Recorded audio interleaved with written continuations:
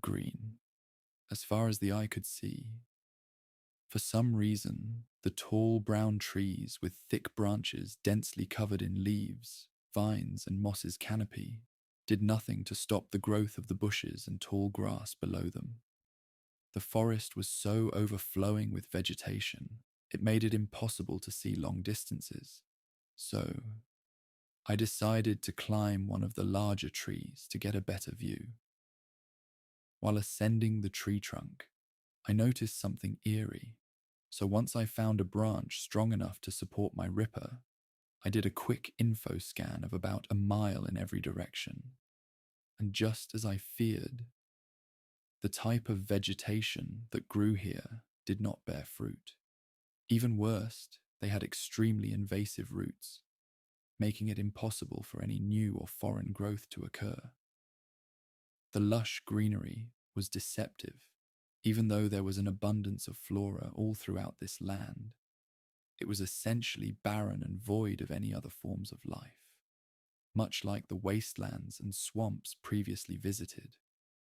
It turned out that the same phenomena that lead to earthborn humans growing neural radiation glands also mutated this ecosystem, causing the flora to be aggressive to a fault.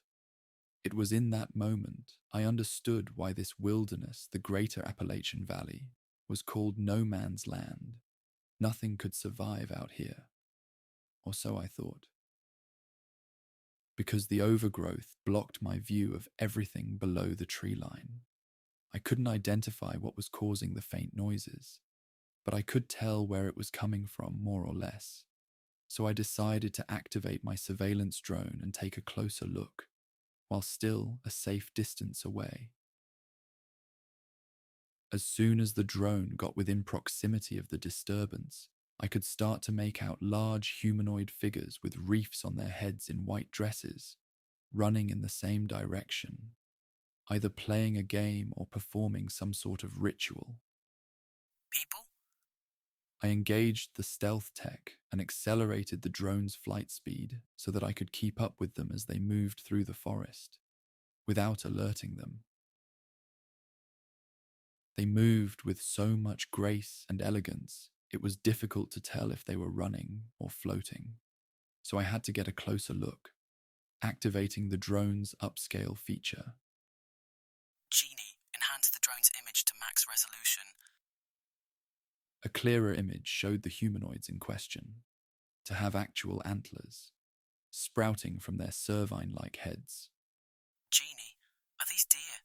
They don't look like the images rendered in the holotabs. They are standing on two legs and they are wearing various types of evening and ball gowns. G3N13, aka Genie. The voice-controlled AI assistant software activated and answered immediately. No, these are not the mammals known as deer. They are slightly mutated earthborn humans, or slides. These slides, in particular, seem to have been spliced with deer during the time of their gene's mutation, probably due to living within proximity of them, causing them to have deer-like traits and behaviors. They should be of higher intelligence and capable of communicating. However, proceed with caution. Little is known about them except that they are very skittish. Then perhaps I'll just observe them. Contacting this tribe of slights isn't the main objective anyway. The goal is to find a sustainable source of food. And follow them I did. I had the drone trail them for miles as they roamed no man's land, only repositioning my ripper when they were moving out of my drone's connection range. At first, it looked like these deer-like slights were chasing each other, but after a while, I noticed that a glowing red orb was the focal point of their attention. As the more mature and distinguished female slights dressed in more robust and decadent attire used their antlers to essentially play keep away from the young female fawn-like slights by keeping the orb in them. As they did, they playfully leapt and pushed at each other while bleating with happy expressions. The young fawn-like slights were tenacious and moved so rapidly It looked at some points like they were generating electricity, but they couldn't keep up with their elders.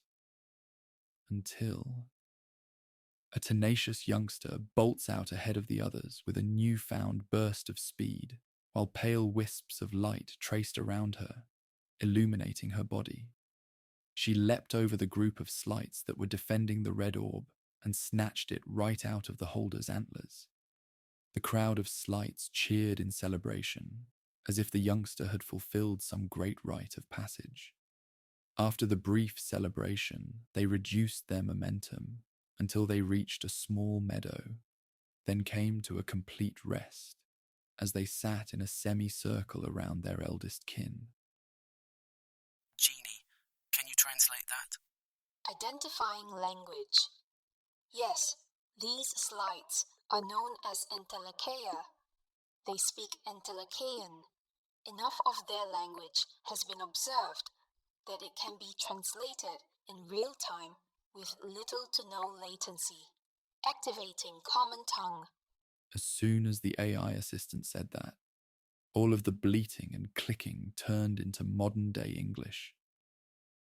Today is a glorious day.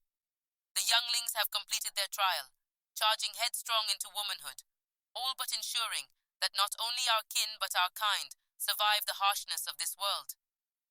Your generation of Entelecheia are so impressive that we have a legitimate claim to the title of protégé.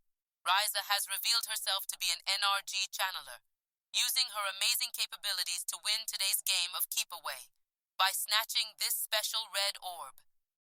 Genie, does she mean... Correct. It appears the youngling that showed off extraordinary speed and agility did so because of her neuroradiation gland. Besides being spliced with cervid mammals genetically, some Entelecheia also develop neuroradiation glands, giving them abnormal abilities. It is a trait many subspecies of Earth-born humans possess, due to them living in hazardous environments with high radiation levels, specifically in regions with high concentrations of mana rays, like this one. Mana rays, is it? I didn't know artificial intelligence used colloquial terms so matter-of-factly. Civilization crumbled on a global scale shortly after the appearance of these mysterious new radiation rays pulsed from the Satyr Elite. There wasn't much time to study it, so all we have when regarding it are colloquialisms. Besides, I think it says something good about humanity and its subspecies, that when something new and mysterious came about that caused life-changing events, it was still associated with magic. It is comforting. Before I could agree with the AI assistant, the eldest Entelecheia finished her speech and waved her hand, signaling to others. Some of the Entelecheia pulled out scythe-like curved swords and walked over to the tree line and started hacking at the shrubs and branches. Others brought out wooden trays and baskets. As the sword welders chopped plant matter from their stems and root, the Entelecheia with trays and baskets scooped them up before they could hit the ground. When the tray or basket was full, they would then sprint over to one of the Ents sitting in the meadow and delivered it to them, who then cooked them in various ways in large cauldrons. The fascinating part of this process is being the fact that the leaves and branches cut from the trees instantly started to slowly grow back, and would probably be as it was before the end of the feast. A third group of Entelecheia went into the bushes, returning moments later with instruments. Once every Entelecheia had a tray or basket of cooked greens in hand or resting by their feet. The Entelecheia started to feast, while listening to the music the band of Entelecheia with instruments played.